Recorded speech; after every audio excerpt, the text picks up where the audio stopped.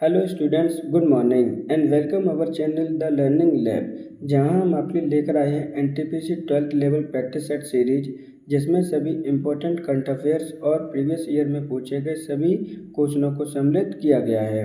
इस practice set series के प्रत्येक सेट में आपके 40 क्वेश्चंस को सम्मिलित किया गया है, जिनका पैटर्न और level NTPC under graduate examination पर आधारित है। आप सभी से रिक्वेस्ट है कि जब आप क्लास अटेंड करते हैं तो सॉल्व करते समय आप क्वेश्चंस के आंसर भी कमेंट बॉक्स में दिया करिए, जिससे कि आपकी प्रैक्टिस भी हो सके।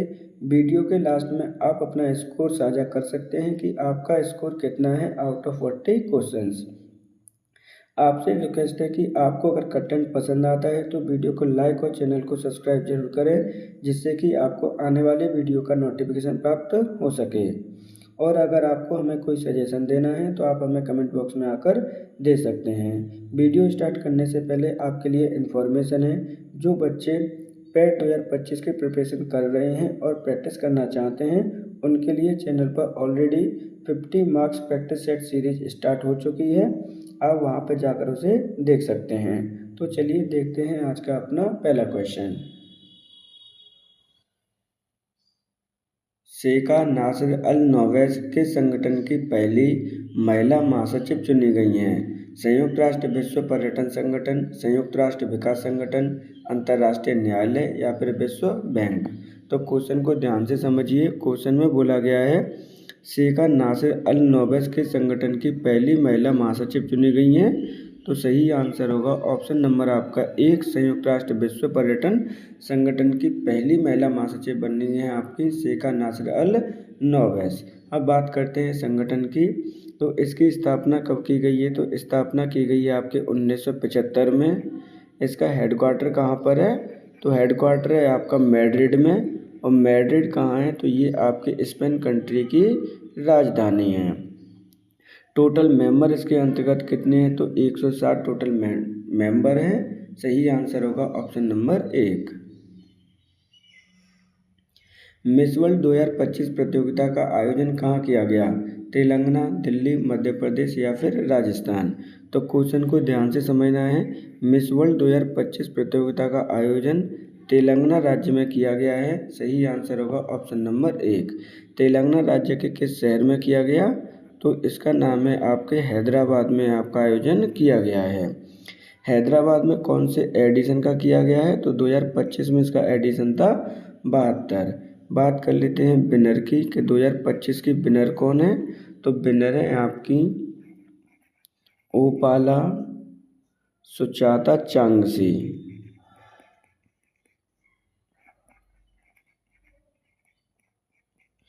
पहली महिला आपकी विनर हैं ओपाला सुचेता चांगसी। ये किस कंट्री से बिलोंग करती हैं? तो ये आपकी थाईलैंड से बिलोंग करती हैं। वहाँ से बनने वाली पहली महिला हैं। 2024 का विनर कौन है? तो 2024 का विनर है क्रिस्टीना पेजेस्कोवा। इनको भी आपको लर्न करना है, क्योंकि कई बार क्वेश्चन आपका पिछले साल से भी पूछ लिए जाते हैं, इसलिए इनको भी याद करना आपके लिए इम्पोर्टेंट है। क्वेश्चन को दोबारा से समझ लीजिए, इम्पोर्टेंट है इसलिए। मिस वर्ल्ड 2025 का आयोजन कहाँ पे किया गया? तेलंगाना राज्य में। एडिशन आपका 72 है। विनर कौन है? तो विनर है ओपाला सुचेता चांगसी, जो कि बिलोंग करती हैं आपकी थाईलैंड से। 2024 की विनर है यहाँ पे क्रिस्टीना पेजेस्कोवा। इस प्रकार जो सही आंसर होगा ऑप्शन नंबर 1, तेलंगाना राज्य में इसका आयोजन किया गया। नोमैडिक एलिफेंट सैन्य अभ्यास किन 2 देशों के मध्य आयोजित किया गया? Bharat Mongolia, Bharat Indonesia, Bharat France या फिर भारत अमेरिका। तो देखिए यहाँ पे क्या बोला गया है, नोमैडिक एलिफेंट सैन्य अभ्यास किन 2 देशों के मध्य आपका आयोजित किया जाता है? तो सही आंसर होगा ऑप्शन नंबर आपका 1, भारत और मंगोलिया के मध्य आपका आयोजन किया जाता है नोमैडिक एलिफेंट सैन्य अभ्यास। बात करते हैं 2025 की कि 2025 में इसका कौन सा एडिशन का आयोजन किया गया है? तो आपके 17th एडिशन का आयोजन किया गया है। कहाँ पे किया गया है आयोजन? तो ये उलान बटोर में किया गया है। अब उलान बटोर में किया गया है, तो उलान बटोर किसकी राजधानी है? तो उलान बटोर राजधानी है आपके मंगोलिया की। इस चीज़ को भी आपको याद रखना है। अर्थात 2025 में आयोजन मंगोलिया में किया गया है। दोनों देशों के मध्य में इसकी शुरुआत कब से की गई है? तो 2004 से इसकी शुरुआत की गई है। क्वेश्चन में पूछा गया था किन के मध्य आयोजित किया जाता है? तो भारत और मंगोलिया के मध्य आयोजित किया जाता है नोमैडिक एलिफेंट सैन्य अभ्यास। भारतीय उद्योग परिसंघ का अध्यक्ष किसे बनाया गया है? राजीव मेमानी, संजय मल्होत्रा, राजीव किरवानी या फिर अजय सिंह। तो देखिए यहाँ पे क्या बोला गया है, यहाँ बोला गया है कि भारतीय उद्योग परिसंघ का अध्यक्ष किसे बनाया गया है। सही आंसर होगा ऑप्शन नंबर 1, राजीव मेमानी को भारतीय उद्योग परिसंघ का अध्यक्ष हाल ही में बनाया गया है। अब बात कर लेते हैं इसकी स्थापना कब की गई है। तो यानी भारतीय उद्योग परिसंघ की स्थापना की गई है आपके 1895 में। ध्यान रखिएगा, इम्पोर्टेंट क्वेश्चन है आपका। हेडक्वार्टर इसका कहाँ पर है? तो इसका हेडक्वार्टर है आपके न्यू दिल्ली, यानी जो देश की राजधानी है उसमें इसका हेडक्वार्टर स्थित है। सही आंसर होगा ऑप्शन नंबर 1। विश्व तंबाकू दिवस कब मनाया जाता है? 30 अप्रैल, 30 मई, 31 मई या 30 जून। तो देखिए यहाँ पर पूछा गया है विश्व तंबाकू दिवस कब मनाया जाता है। सही आंसर होगा ऑप्शन नंबर 3, प्रत्येक 31 मई को आपका विश्व तंबाकू दिवस मनाया जाता है। इस प्रकार जो सही आंसर होगा वो ऑप्शन नंबर 3 होगा। बात करते हैं विश्व तंबाकू दिवस की। तो 2025 में इसकी थीम क्या है? याद कर लीजिएगा, इम्पोर्टेंट है। 2025 में इसकी थीम है आपकी ब्राइट प्रोडक्ट। क्या थीम है आपकी? Bright product.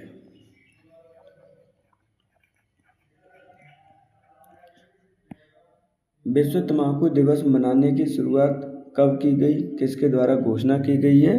तो ये घोषणा की गई है आपकी WHO के द्वारा। और WHO का हेडक्वार्टर कहाँ पर है? तो WHO का हेडक्वार्टर है आपका स्विट्जरलैंड यानी जेनेवा में। इसकी स्थापना कब की गई है? तो WHO की स्थापना की गई है 7 अप्रैल 1948 को। एक एक पॉइंट इम्पोर्टेंट है, WHO से क्वेश्चन कई बार पूछे गए हैं। क्वेश्चन में पूछा गया था कि आपका विश्व तंबाकू दिवस कब मनाया जाता है। तो सही आंसर होगा ऑप्शन नंबर 3, 31 मई को। इंग्लैंड की रानी एलिजाबेथ प्रथम का समकालीन भारतीय राजा कौन था? अकबर, औरंगजेब, शाहजहां या फिर बहादुर शाह जफर। तो देखिए इम्पोर्टेंट है, यहाँ पे पूछा गया है कि इंग्लैंड की रानी एलिजाबेथ प्रथम के समकालीन भारतीय राजा कौन था। तो सही आंसर होगा ऑप्शन नंबर आपका 1, वो राजा था आपका अकबर। बात करते हैं वर्तमान में भारत के संदर्भ में अकबर की। तो ये आपके मुगल एम्परर था आपका, जिसका शासनकाल कितना रहा था। तो शासनकाल रहा था आपका 1556 से लेकर 1605 ईस्वी तक। ये आपका अकबर जो था वो 3rd मुगल एम्परर था। इस चीज़ को भी आपको याद रखना है। इसकी डेथ 1605 में हुई थी। इनके कब्र कहाँ पर स्थित है? तो इनकी कब्र स्थित है आपकी सिकंदरा में। और सिकंदरा कहाँ पर है? सिकंदरा एक कस्बा है जो कि आगरा सिटी में स्थित है। इस प्रकार सही आंसर होगा ऑप्शन नंबर 1, महारानी एलिजाबेथ प्रथम के समकालीन राजा कौन था? वो था आपका अकबर। किस मुगल शासक के समय में सर थॉमस रो भारत आया था? बाबर, जहांगीर, अकबर या फिर शाहजहां।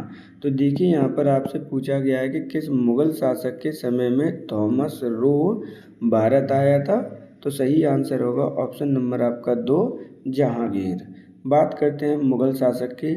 तो मुगल जो साम्राज्य भारत में कब स्थापित हुआ था, कब से कब तक आपका है? तो मुगल राज्य स्थापित हुआ था आपका 21 अप्रैल 1526, यानी पानीपत की जो प्रथम लड़ाई हुई थी तब से इसका मुगल साम्राज्य स्थापित हुआ था भारत में। कब तक चला था? तो ये चला था आपके 1857 तक, जो कि भारत में प्रथम स्वतंत्रता की संग्राम की लड़ाई हुई थी तब तक। सर थॉमस लो की बात करते हैं तो ये जहांगीर के शासनकाल में आया था। और जहांगीर का शासनकाल कब से कब तक रहा था? तो जहांगीर का शासनकाल रहा है आपका 1605 से लेकर 1628 के मध्य में। तो इसी डेट के मध्य आपका सर थॉमस लो भारत आए होंगे। तो ये आए थे आपके 1615 में। एक एक डेट इम्पोर्टेंट है, ध्यान रखिएगा। हिस्ट्री के क्वेश्चन आपसे अक्सर करके पूछ लिए जाते हैं। सही आंसर होगा ऑप्शन नंबर 2, जहांगीर के समय सर थॉमस लो भारत आया था। शेर शाह का मकबरा कहाँ स्थित है? सासाराम, सीतागढ़ी, मनेर या फिर पावापुरी? तो देखिए यहाँ पर क्या बोला गया है, शेर शाह का मकबरा कहाँ पर स्थित है? तो सही आंसर होगा ऑप्शन नंबर 1, आपका सासाराम में इसका मकबरा स्थित है। सासाराम कहाँ पर है? तो ये आपका बिहार राज्य का एक शहर है, इस बात को भी आपको ध्यान रखना है। बात करते हैं शेरशाह की। तो शेरशाह भारत का राजा यानी कब बना था? तो इसने हुमायूं को हराकर चौसा के युद्ध में 1540 से लेकर 45 तक इसका शासनकाल छोटा ही रहा है, लेकिन इम्पोर्टेंट शासन रहा था आपके शेरशाह का भारत के मध्य में। तो सही आंसर होगा ऑप्शन नंबर 1, सासाराम। 26 जून 1539 को शेरशाह और हुमायूं के बीच युद्ध कहाँ लड़ा गया था? चूनार, रोहतास, चौसा या फिर तेलियागढ़ी? तो देखिए यहाँ पर इम्पोर्टेंट क्वेश्चन आपका हो जाता है। क्वेश्चन पूछा गया है कि 26 जून 1539 को शेरशाह और हुमायूं के मध्य में युद्ध कहाँ लड़ा गया था? तो सही आंसर होगा ऑप्शन नंबर 3, चौसा में इनके मध्य युद्ध लड़ा गया था। जिसमें विन कौन हुआ था? तो विन हुआ था आपका शेरशाह, और आपका हारा कौन था? तो आपका हारा था आपका हुमायूं। ध्यान रखिएगा, इम्पोर्टेंट पॉइंट है। सही आंसर होगा ऑप्शन नंबर 3। भारत में मुगल वंश का संस्थापक कौन था? हुमायूं, अकबर, बाबर या फिर औरंगजेब? तो देखिए यहाँ पर मुगल वंश का संस्थापक की बात की जा रही है। सही आंसर होगा ऑप्शन नंबर 3, मुगल वंश का संस्थापक भारत में बाबर को माना जाता है। अब बात करते हैं मुगल साम्राज्य की भारत में। तो इसकी स्थापना कब हुई थी? तो इसकी स्थापना हुई थी आपकी 21 अप्रैल 1526 में, जब आपकी पानीपत का प्रथम युद्ध हुआ था। पत की जो फर्स्ट बैटल हुई थी, उसके बाद में ही भारत में मुगल साम्राज्य की स्थापना हुई थी, जिसमें आपके बाबर और किसके मध्य आपका युद्ध लड़ा गया था? तो इब्राहिम लोदी के मध्य आपका युद्ध लड़ा गया था, जिसमें आपके बाबर की क्या हुई थी? विजय हुई थी, अर्थात ये विन रहा था। मुगल साम्राज्य का संस्थापक माना जाता है बाबर को। इसका शासनकाल कब से कब तक रहा था? तो इसका शासनकाल रहा था आपके 1526 से लेकर 30 तक, अर्थात 1530 में इसकी मृत्यु हो गई थी। बाबर के बारे में, इन्होंने भारत में 4 लड़ाइयाँ लड़ी थी और चारों की चारों बैटल इन्होंने जीती हैं, इसे भी आपको ध्यान रखना है। कौन कौन सी लड़ाइयाँ लड़ी थी? पानीपत की एक लड़ाई हो गई, दूसरी लड़ाई थी आपकी खानवा की, तीसरी लड़ाई थी आपकी चंदेरी की,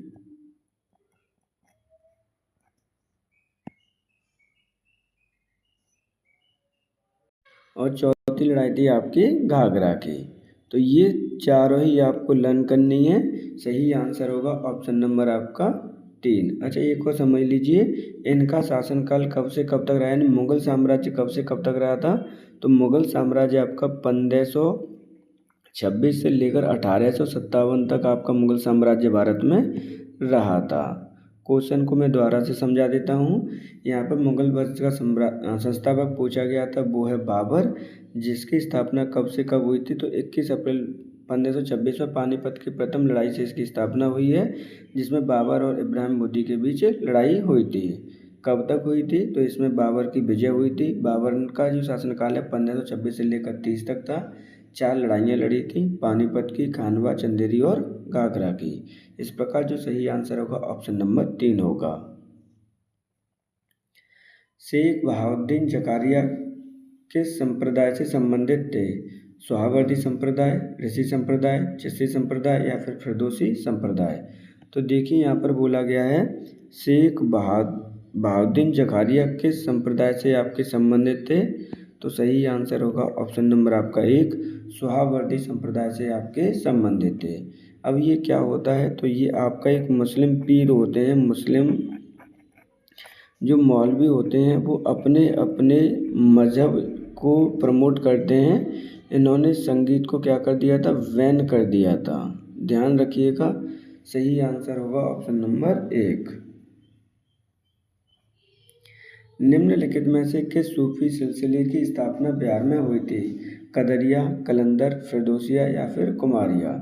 तो देखिए यहाँ पर ये पूछा गया है कि किस सूफी सिलसिले की स्थापना बिहार राज्य में हुई है? तो सही आंसर होगा ऑप्शन नंबर 3, फिरदौसिया सिलसिले की स्थापना बिहार राज्य में की गई है। टीपू सुल्तान ने अपनी राजधानी कहाँ बनाई थी? श्रीरंगपट्टनम, कोयम्बटूर, बेंगलुरु या फिर कोयम्बटूर? देखिए कोयम्बटूर आपका 2 बार हो गया है, इसको एक बार चेंज कर लीजिएगा, यहाँ पर आप मद्रास कर लीजिएगा। क्वेश्चन में पूछा गया है कि टीपू सुल्तान ने अपनी राजधानी कहाँ बनाई थी? तो सही आंसर होगा ऑप्शन नंबर आपका 2, कोयम्बटूर में आपके टीपू सुल्तान ने अपनी राजधानी बनाई थी। अब बात करते हैं टीपू सुल्तान के बारे में। तो टीपू सुल्तान आपका कौन था? तो टीपू सुल्तान आपका बेटा था किसका? हैदर अली का। और हैदर अली कहाँ का राजा था? तो ये मैसूर का राजा था। ध्यान रखिएगा, इम्पोर्टेंट है आपका। अंग्रेज़ों के और मैसूर के मध्य में आपकी कितनी लड़ाइयाँ हुई थी? तो एंग्लो और मैसूर के मध्य में आपकी 4 लड़ाइयाँ हुई थी, जिसमें से आपका हैदर अली दूसरी लड़ाई में मारे गए थे। टीपू सुल्तान आपकी तीसरी और चौथी लड़ाई में मारा गया था। कब इनकी डेथ हुई थी? तो 1799 ईस्वी में लॉर्ड वेलेस्ली ने जब युद्ध किया था 4th बैटल में, तब इनकी मृत्यु हुई थी। इस चीज़ को भी आपको याद रखना है। टीपू सुल्तान को शेर ए मैसूर के नाम से भी जाना जाता है। क्या नाम से जाना जाता है? शेर ए मैसूर के नाम से इसको हम जानते हैं। सही आंसर होगा ऑप्शन नंबर 2। बक्सर की लड़ाई के बाद किस संधि पर हस्ताक्षर किए गए? सालवाई संधि, इलाहाबाद संधि, सगोली संधि या फिर वेसिन संधि? तो देखिए यहाँ पर पूछा गया है बक्सर की लड़ाई के बाद किस संधि पर हस्ताक्षर किए गए थे? सही आंसर होगा ऑप्शन नंबर आपका 2, इलाहाबाद संधि पर हस्ताक्षर किए गए थे। बात करते हैं बक्सर की लड़ाई की। तो बक्सर की लड़ाई कब हुई थी? तो बक्सर की लड़ाई हुई थी आपकी 1764 में आपकी लड़ाई गई थी, जिसमें आपकी अंग्रेज़ों की क्या हुई थी? विजय हुई थी। एंग्लो की विजय हुई थी, यानी विन किए थे अंग्रेज। अब इलाहाबाद की संधि कब हुई थी? तो इलाहाबाद की संधि हुई थी आपकी 1765 में। ये मोस्ट इम्पोर्टेंट संधि है, ध्यान रखिए। क्यों संधि है? क्योंकि इसी संधि के द्वारा जो मुग़ल साम्राज्य था, यानी जो मुग़ल राजा था, उसने क्या किया कि इन्हें दीवानी का हक प्रदान कर दिया था अंग्रेज़ों को। अब दीवानी का अधिकार कहाँ का प्रदान कर दिया गया था? कहाँ कहाँ से ये आपके टैक्स कलेक्ट कर सकते थे? तो वो है आपका बंगाल, बिहार और उड़ीसा। इन 3 राज्यों से आपका इन्हें टैक्स कलेक्शन करने का अधिकार प्रदान कर दिया गया था मुग़ल राजा के द्वारा। तो सही आंसर होगा ऑप्शन नंबर 2, इलाहाबाद की संधि बक्सर की लड़ाई के बाद की गई थी। द्वैत शासन का जनक किसे माना जाता है? Lord Clive, Hector Munro, Lord Macaulay, sir Lionel Cartes? तो देखिए यहाँ पर आपसे बोला गया है कि द्वैत शासन का जनक किसे कहा जाता है? सही आंसर होगा ऑप्शन नंबर आपका 4, सर लियोनस कार्टेस को हम द्वैत शासन का जनक मानते हैं। और द्वैत शासन के एक्चुअल में है क्या, वो समझ लीजिए। द्वैत शासन का मतलब होता है 2 लोगों के द्वारा शासन करना। मतलब क्या हुआ? मतलब मान के चलना कि 2 पर्सन है, आपके कोई राजा है और आपके मंत्री हैं, कुछ अलग हैं, प्रशासन की इकाइयाँ अलग अलग हैं। एक के पास आपको टैक्स कलेक्ट करने का अधिकार है, दूसरे के पास आपका एडमिनिस्ट्रेशन का अधिकार है। यानी प्रशासन कोई करेगा और टैक्स का कलेक्शन कोई करेगा। तो इस तरह की प्रशासनिक नीतियाँ होती हैं, पॉलिसी होती हैं, उसे हम कहते हैं आपका द्वैध शासन। सही आंसर होगा ऑप्शन नंबर 4। भारत में चलित न्यायालय का मानस पुत्र किसे कहा जाता है? न्यायमूर्ति भगवती, श्री राजीव गांधी, डॉक्टर APJ अब्दुल कलाम या श्रीमती प्रतिभा पाटिल। तो देखिए क्वेश्चन बोला गया है कि चलित न्यायालय का मानस पुत्र, जो आपकी ऑनलाइन जो मानस पुत्र होते हैं, ऑनलाइन न्यायालय होते हैं, मोबाइल कोर्ट कहते हैं जिसे हम, उनका मानस पुत्र किसे कहा जाता है, किसने शुरुआत करवाई थी? तो सही आंसर होगा option number 3, doctor APJ Abdul Kalam. Doctor APJ Abdul Kalam आपके साइंटिस्ट थे जो कि भारत के राष्ट्रपति भी रह चुके हैं। इस चीज़ को भी आपको याद करना है, क्योंकि भारत में प्रथम ऐसे प्रेसिडेंट थे जो कि राजनीतिक पॉलिटिक्स से कोई भी इनका लेना देना नहीं था। इनके द्वारा भारत में ढेर सारी मिसाइलों का निर्माण किया गया है, इसलिए हम इन्हें मिसाइल मैन के नाम से भी जानते हैं। किस नाम से जानते हैं? मिसाइल मैन के नाम से भी इनको जाना जाता है। सही आंसर होगा ऑप्शन नंबर 3।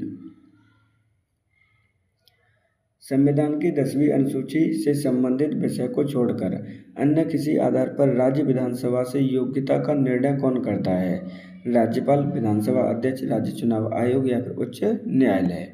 तो देखिए यहाँ पर क्या बोला गया है, 10वीं अनुसूची से संबंधित विषय को छोड़कर किसी अन्य आधार पर विधानसभा की योग्यता का निर्णायक कौन होता है? तो सही आंसर होगा ऑप्शन नंबर आपका 1, राज्यपाल। राज्यपाल का संबंध किससे है? तो राज्यपाल का संबंध है आपके आर्टिकल नंबर 155 से, जिसकी नियुक्ति किसके द्वारा की जाती है? तो नियुक्ति की जाती है प्रेसिडेंट के द्वारा। राज्यपाल आपका किसी भी राज्य का सबसे उच्च प्रशासनिक अधिकारी होता है, इस चीज़ को भी आपको याद रखना है। बात करते हैं इसकी योग्यताओं के बारे में, तो सर्वप्रथम क्या होना चाहिए? भारतीय नागरिक होना चाहिए, सिटीजन ऑफ इंडिया होना चाहिए। दूसरा आपका इसकी जो एज है वो कितनी होनी चाहिए? तो 35 एज मिनिमम होनी ही चाहिए। दूसरा, राष्ट्रपति की नज़रों में ये प्रख्यात विद्वान भी होना चाहिए। बात करते हैं 10वीं अनुसूची की, तो 10वीं अनुसूची किससे संबंधित है? तो ये दल बदल कानून से आपकी संबंधित है। तो इस प्रकार जो सही आंसर होगा वो होगा ऑप्शन नंबर 1, राज्यपाल। भारतीय संविधान द्वारा भारतीय राष्ट्रीय ध्वज को किस तिथि को अपनाया गया? 26 नवंबर 1950, 26 जनवरी 1950, 24 जनवरी 1950, 22 जुलाई 1947। तो देखिए क्वेश्चन में बोला गया है कि भारतीय राष्ट्रीय सभा ने भारतीय राष्ट्रीय ध्वज को किस तिथि को अपनाया था? तो सही आंसर होगा ऑप्शन नंबर आपका 4, 22 जुलाई 1947 को भारतीय राष्ट्रीय ध्वज अपनाया गया है भारतीय संविधान के द्वारा। अब बात करते हैं राष्ट्रीय ध्वज के बारे में, तो इसका जो रेशियो होता है लेंथ और विड्थ का, वो कितना होता है? तो वो होगा आपका 3:2। कितने कलर होते हैं? तो इसके जो कलर हैं आपके, वो हैं आपके 3 कलर माने जाते हैं, ध्यान रखिएगा। इसका जो अशोक स्तंभ से इसमें जो चक्र है वो किस कलर का है? तो वो ब्लू कलर का चक्र है। आपका जो साइकिल है इसके अंतर्गत कितनी स्टिक्स होती हैं? उसके अंतर्गत तो 24 स्टिक्स आपकी होती हैं, जो 24 आवर्स की घड़ी को नॉमिनेट करता है। सही आंसर होगा ऑप्शन नंबर 4। निम्नलिखित में से संयुक्त राष्ट्र की सुरक्षा परिषद का स्थायी सदस्य कौन नहीं है? जर्मनी, फ्रांस, ग्रेट ब्रिटेन या फिर चीन। तो देखिए यहाँ पर आपसे क्या बोला गया है, यहाँ पर आपसे बोला जा रहा है कि संयुक्त राष्ट्र सुरक्षा परिषद का स्थायी सदस्य नहीं है। पहली बात करते हैं संयुक्त राष्ट्र सुरक्षा परिषद की स्थापना कब की गई? तो इसकी स्थापना की गई है आपके 24 अक्टूबर 1945 को। इसके अंतर्गत जो टोटल मेंबर होते हैं वो कितने होते हैं? तो टोटल जो मेंबर होते हैं वो 15 होते हैं, जिनमें से आपके 5 आपके परमानेंट मेंबर होते हैं। उन्हीं परमानेंट मेंबर में से पूछ रहा है कि कौन सा आपका नहीं है। तो सही आंसर होगा ऑप्शन नंबर 1, जर्मनी आपका संयुक्त राष्ट्र सुरक्षा परिषद का परमानेंट मेंबर नहीं है। तो जबकि आपका फ्रांस, ब्रिटेन, चीन, चौथा आपका रूस है और पाँचवा आपका यूएसए है। ये 5 आपके परमानेंट मेंबर हैं। जबकि नॉन परमानेंट मेंबर आपके कितने होते हैं, तो वो आपके 10 होते हैं, जिनका कार्यकाल कितना होता है, इनका कार्यकाल होता है 2 ईयर्स का, यानी प्रत्येक 2 साल में आपके नॉन परमानेंट मेंबर आपके बदल जाते हैं। सही आंसर होगा ऑप्शन नंबर 1। अंतर्राष्ट्रीय न्यायालय का मुख्यालय कहाँ पर स्थित है? जेनेवा, न्यूयॉर्क, पेरिस या फिर हेग? तो देखिए अंतर्राष्ट्रीय न्यायालय का मुख्यालय पूछा गया है, कहाँ पर स्थित है? सही आंसर होगा ऑप्शन नंबर आपका 4, द हेग में आपका स्थित है अंतर्राष्ट्रीय न्यायालय का मुख्यालय। अब ये किस कंट्री में है? तो ये कंट्री है आपकी नीदरलैंड, आपकी है यूरोपियन कंट्री। याद रखिएगा, सही आंसर होगा ऑप्शन नंबर 4। किनकी समाचार एजेंसी का नाम क्या है? तो देखिए यहाँ पर क्या पूछा गया है, इसमें चेंज कर लीजिएगा। यहाँ पर बोला गया है चीन की समाचार एजेंसी का नाम क्या है? ऑप्शन 1 चीन न्यूज, चीन टाइम्स, चीन news agency, new China resort. तो देखिए यहाँ पर पूछा गया है कि आपके चीन की समाचार एजेंसी का नाम क्या है? सही आंसर होगा ऑप्शन नंबर 3, न्यू चीन न्यूज एजेंसी।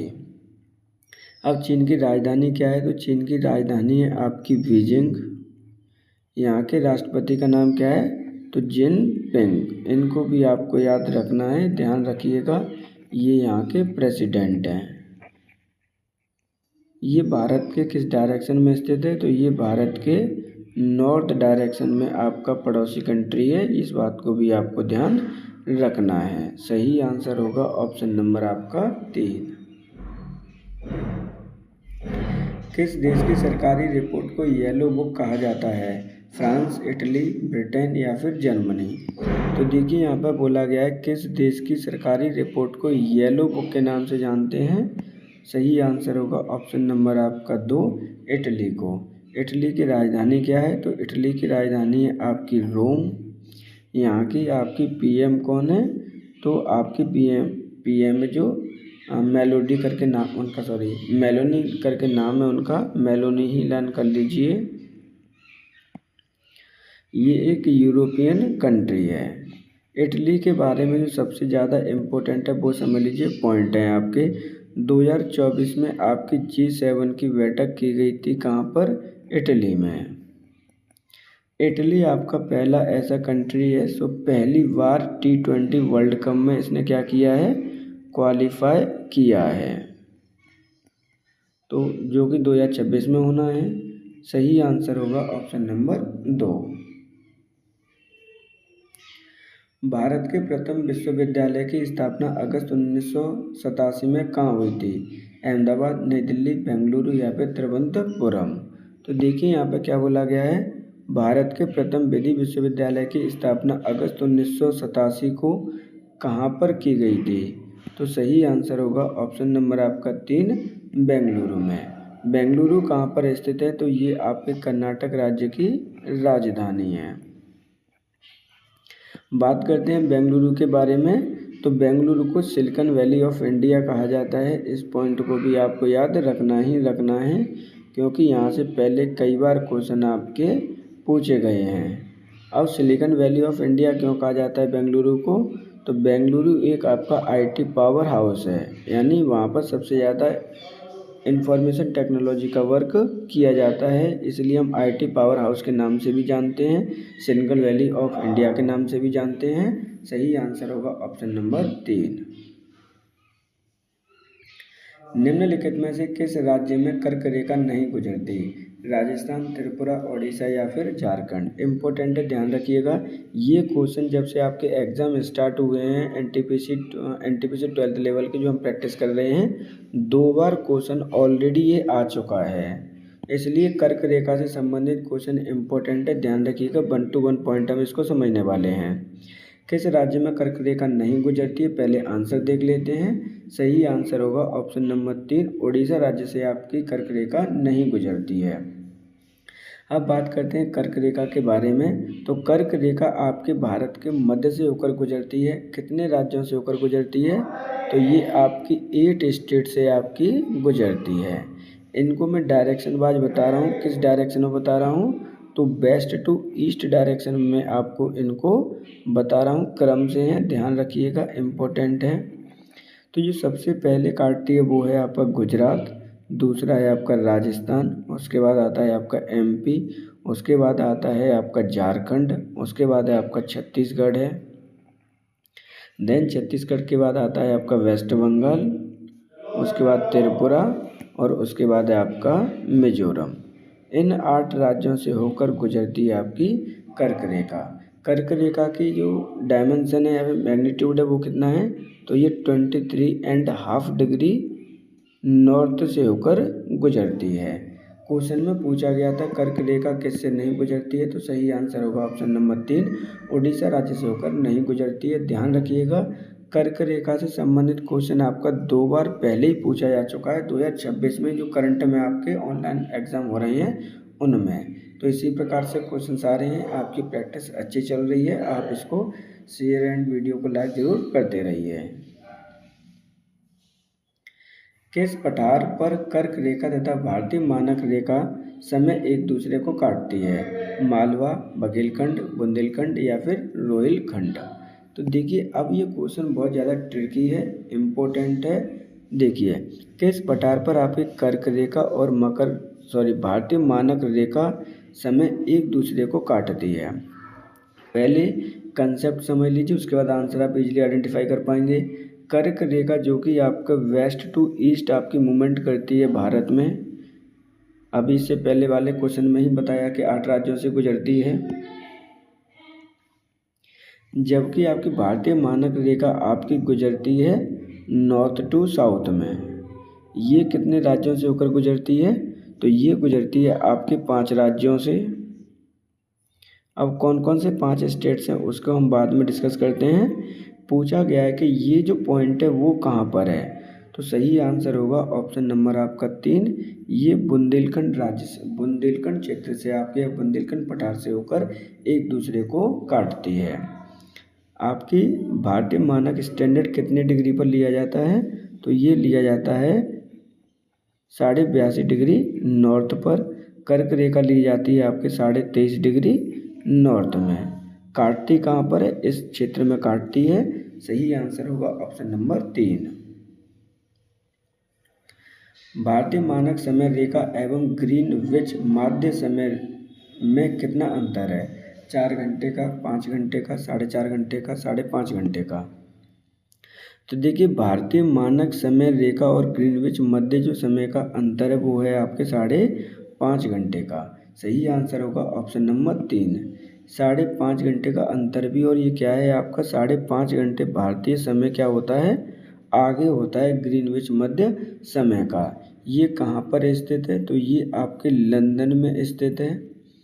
कौन से देशांतर पर स्थित है? तो ये 0 डिग्री देशांतर पर आपका स्थित है। जबकि IST यानी भारतीय स्टैंडर्ड टाइम कौन से पर स्थित है?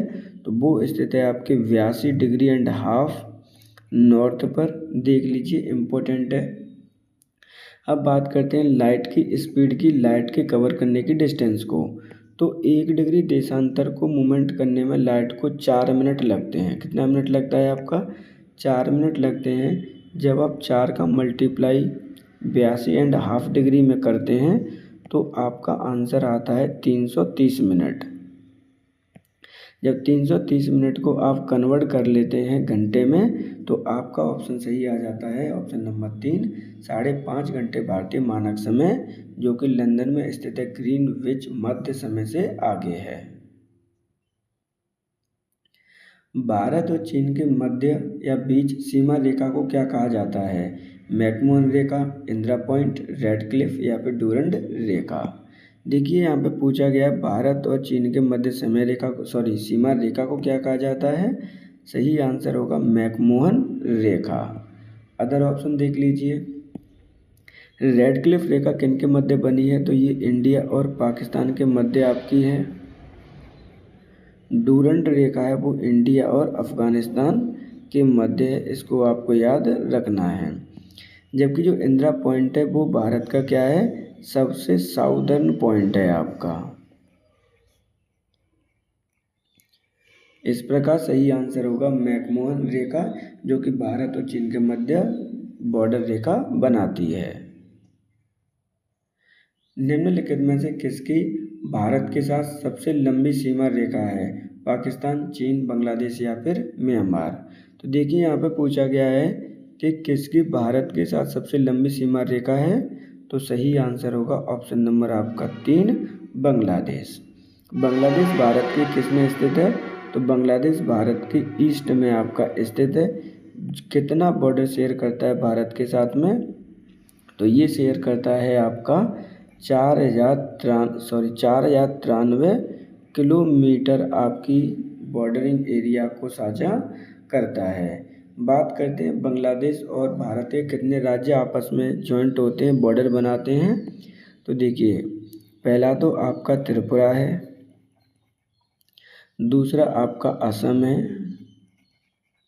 तीसरा आपका मेघालय है और चौथा आपका बंगाल है आपका, यानी पश्चिम बंगाल है।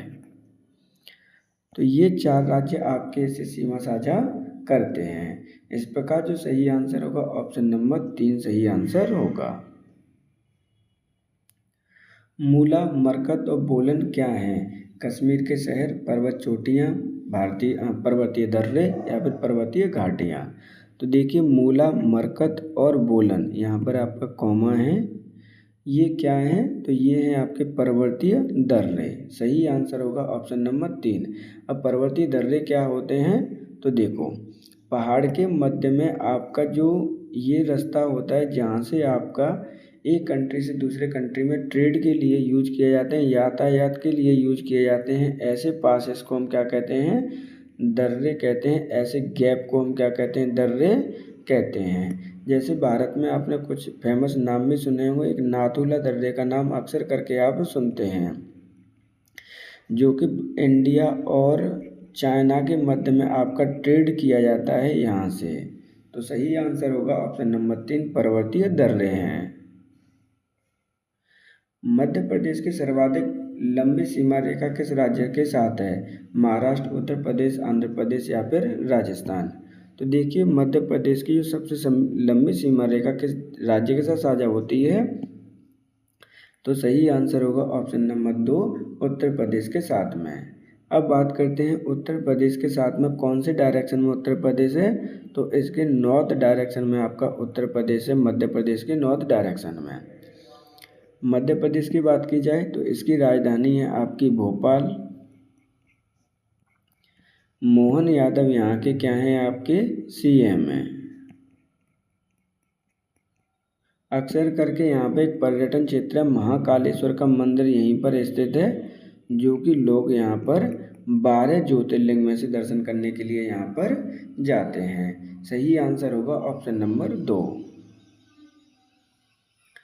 आदि कर्म योगी पहल किस मंत्रालय के द्वारा प्रारंभ की गई है? जनजातीय कार्य मंत्रालय, शिक्षा मंत्रालय, पंचायती राज मंत्रालय या फिर गृह मंत्रालय। तो देखिए यहाँ पर इसको यहाँ से रिमूव करके यहाँ पर लिख लेना है आपको पंचायती राज मंत्रालय।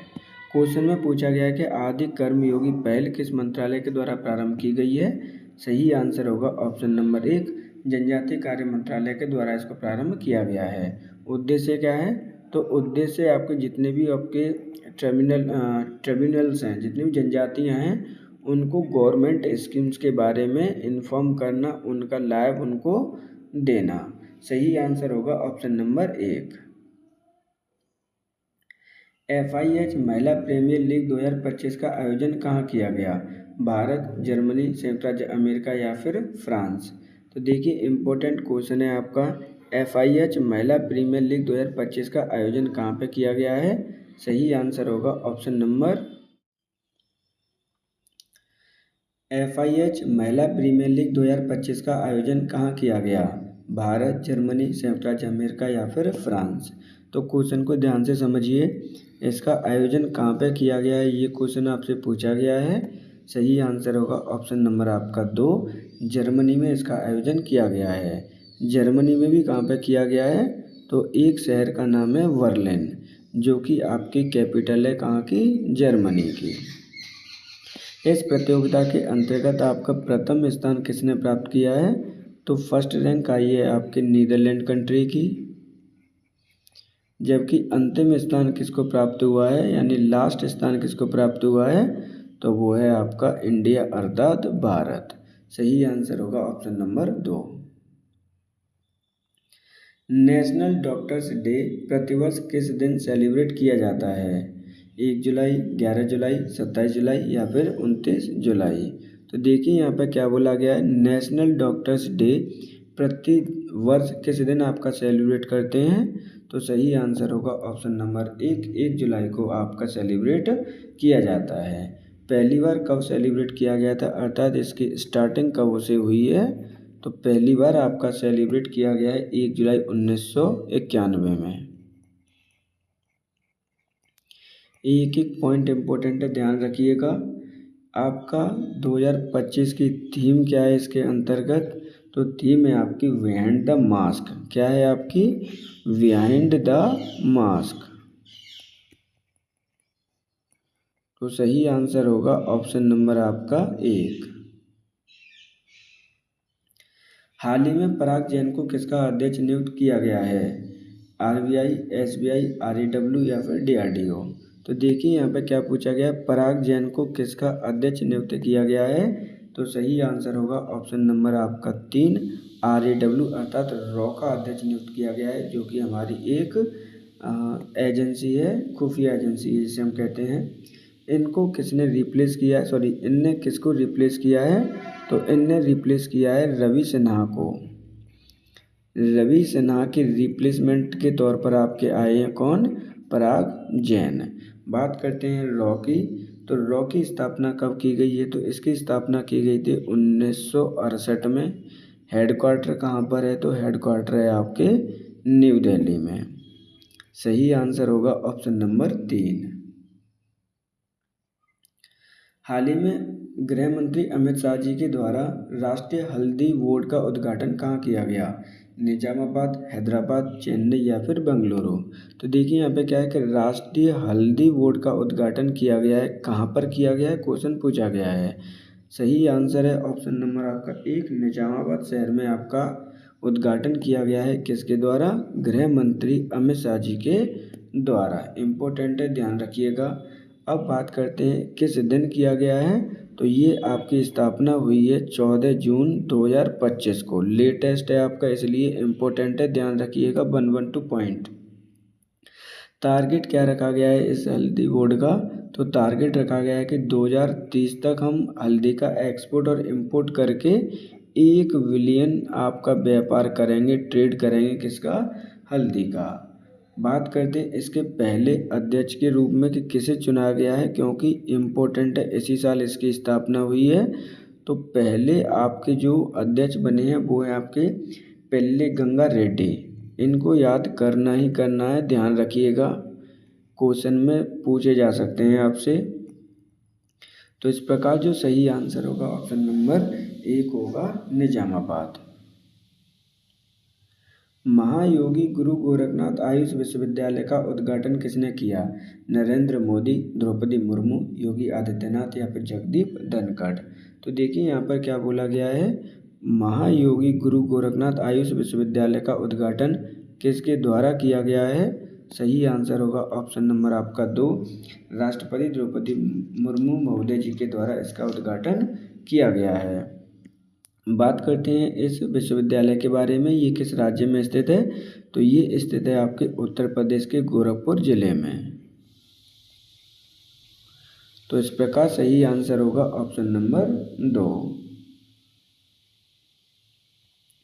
मुख्यमंत्री प्रतिज्ञा योजना किस राज्य सरकार के द्वारा प्रारंभ की गई है, मध्य प्रदेश, उत्तर प्रदेश, उत्तराखंड या फिर बिहार। तो हाल ही में 2025 में आपकी मुख्यमंत्री प्रतिज्ञा योजना किस राज्य सरकार के द्वारा प्रारंभ की गई है। सही आंसर होगा ऑप्शन नंबर आपका 4, बिहार राज्य के द्वारा इसे प्रारंभ किया गया है। अब बात करते हैं बिहार राज्य के बारे में, तो ये किसके द्वारा प्रारंभ की गई है, उद्घाटित की गई है, तो वो है वहाँ के सीएम नीतीश कुमार जी के द्वारा इसका शिलान्यास किया गया है। बिहार राज्य की राजधानी क्या है, तो बिहार राज्य की राजधानी है आपकी पटना, जो कि गंगा नदी के किनारे पर आपका शहर बसा हुआ है। अब इसके अंतर्गत क्या किया जाना है, तो इसके अंतर्गत आपकी स्टूडेंट्स की फाइनेंशियली हेल्प की जाएगी, अर्थात वित्तीय सहायता प्रदान की जाएगी उनको। क्या है, आपकी पैसे से सहायता की जाएगी, इस चीज़ को भी आप याद रखेंगे। कितने दिन तक, यानी तो 3 महीने से लेकर 12 मंथ तक आपकी हेल्प की जाएगी, जिससे कि आप प्रशिक्षण प्लस आपकी सहायता की जा सके, अपना खुद का व्यापार वगैरह किसी में भी जो आपको इंटरेस्ट है वो आप कर सको। तो सही आंसर होगा ऑप्शन नंबर 4। सूरीनाम देश किस महाद्वीप में स्थित है, दक्षिण अमेरिका, उत्तरी अमेरिका, यूरोप या फिर एशिया। तो देखिए यहाँ पर क्वेश्चन पूछा गया सूरीनाम देश किस महाद्वीप में स्थित है, तो पहले तो आंसर देख लीजिए। सही आंसर होगा ऑप्शन नंबर 1, दक्षिणी अमेरिका में ये स्थित है। अब ये चर्चा में क्यों है, ये जुलाई 2025 में ही चर्चा में आया है, क्योंकि इसे WHO ने मलेरिया मुक्त घोषित किया है। क्या किया है, WHO के द्वारा इसे मलेरिया मुक्त घोषित किया गया है सूरीनाम को, इसलिए ये चर्चा का विषय आपका बना हुआ है। अब बात करते हैं मलेरिया से मुक्त घोषित होने वाला कौन सा कंट्री है, तो ये 46th कंट्री है, ध्यान रखना है। सही आंसर होगा ऑप्शन नंबर 1। INS उदयगिरि का निर्माण किस प्रोजेक्ट के तहत किया गया है, project 17A, project 17B, project 17C, project 17D। अब देखिए यहाँ पे क्या बोला गया है कि INS उदयगिरि का जो निर्माण है किस प्रोजेक्ट के तहत किया गया है, तो सही आंसर होगा ऑप्शन नंबर आपका 1, प्रोजेक्ट 17A के तहत इसका निर्माण किया गया है। बात करते हैं किसके द्वारा इसका निर्माण किया गया है, तो Mazagon dock ship builders limited के द्वारा किया गया है। किसके द्वारा, Mazagon dock shipyard ship builders limited के द्वारा इसका निर्माण किया गया है। INS उदयगिरि क्या है, तो ये आपकी एक सबमरीन है। सही आंसर होगा ऑप्शन नंबर आपका 1। निम्नलिखित में से कौन सम्मिलित है, तो देखिए यहाँ पे जब भी इस तरह के क्वेश्चन पूछे जाते हैं तो आपको पहले देख लेना है कि कौन क्वेश्चन में पूछा गया है। 1 जून योगा दिवस, 22 अप्रैल विश्व पृथ्वी दिवस, 20 अप्रैल विश्व जैव विविधता दिवस, 24 अप्रैल विश्व मानवाधिकार दिवस। क्वेश्चन में पूछा गया था कौन सम्मिलित है, तो सही आंसर होगा ऑप्शन नंबर आपका 2, प्रत्येक 22 अप्रैल को विश्व पृथ्वी दिवस मनाया जाता है। जबकि 1 जून को आपका योगा डे ना होकर किस दिन होता है आपका, 21 जून को होता है। विश्व जैव विविधता दिवस 20 फरवरी को ना होकर आपका ये होता है 22 मई को। जबकि विश्व मानवाधिकार दिवस होता है आपका 10 दिसंबर को। ये बात को आपको याद रखनी है। इस प्रकार आज के हमारे 40 क्वेश्चंस यहाँ पे कंप्लीट होते हैं। आप सभी लोगों से रिक्वेस्ट है कि अगर आपको कंटेंट पसंद आता है तो वीडियो को लाइक और चैनल को सब्सक्राइब जरूर करें, जिससे कि आने वाले वीडियो का नोटिफिकेशन आपको प्राप्त हो सके।